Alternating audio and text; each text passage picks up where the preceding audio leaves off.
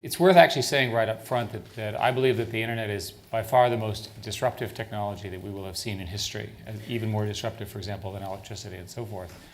And the fundamental reason is because it has replaced the economics of scarcity with the economics of abundance.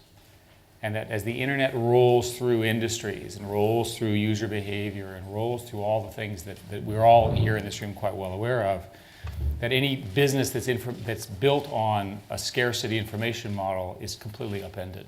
Technology is not a field unto itself. It's a manifestation of our culture. It embeds, it embodies our beliefs, our norms, our politics.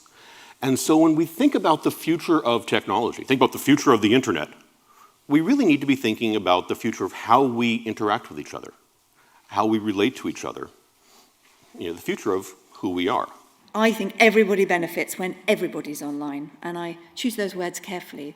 The individuals benefit, and we as a society benefit, because there's more education, more employment, people who are feeling vulnerable's confidence go up, people who are feeling isolated feel less isolated.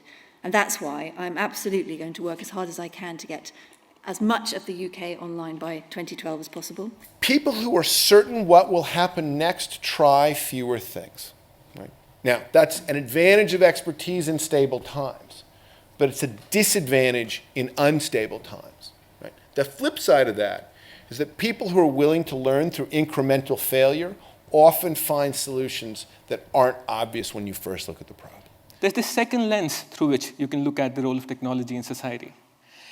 And here, we're dealing with a bunch of people who don't have any scarcity, who have an abundance of information, who not only have abundance of access to information, but also have a voice, which is very powerful. And in this case, the challenge is not one of capacity. The challenge is not one of capability. The challenge is one of caring. The really exciting potential, in my mind, for the internet is this idea that we can actually listen to people in the developing world tell us what they care about.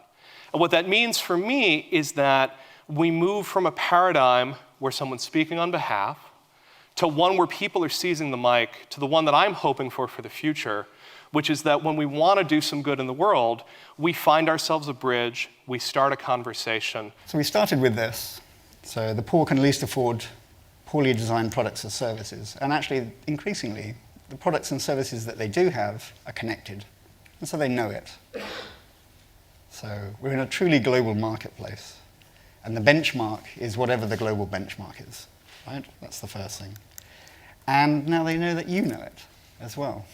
And so when you if you go into a market and you're offering something that's substandard, they'll know it and they'll talk about it. And your reputation will be owned by them. President Obama has said, "I ran for president because I believe we cannot solve the challenges of our time unless we solve them together." The movement to open government is about creating lasting institutions for our 21st century government that engages people as individuals, as groups, as networks, working together with the institutions of our government to solve the problems of our day.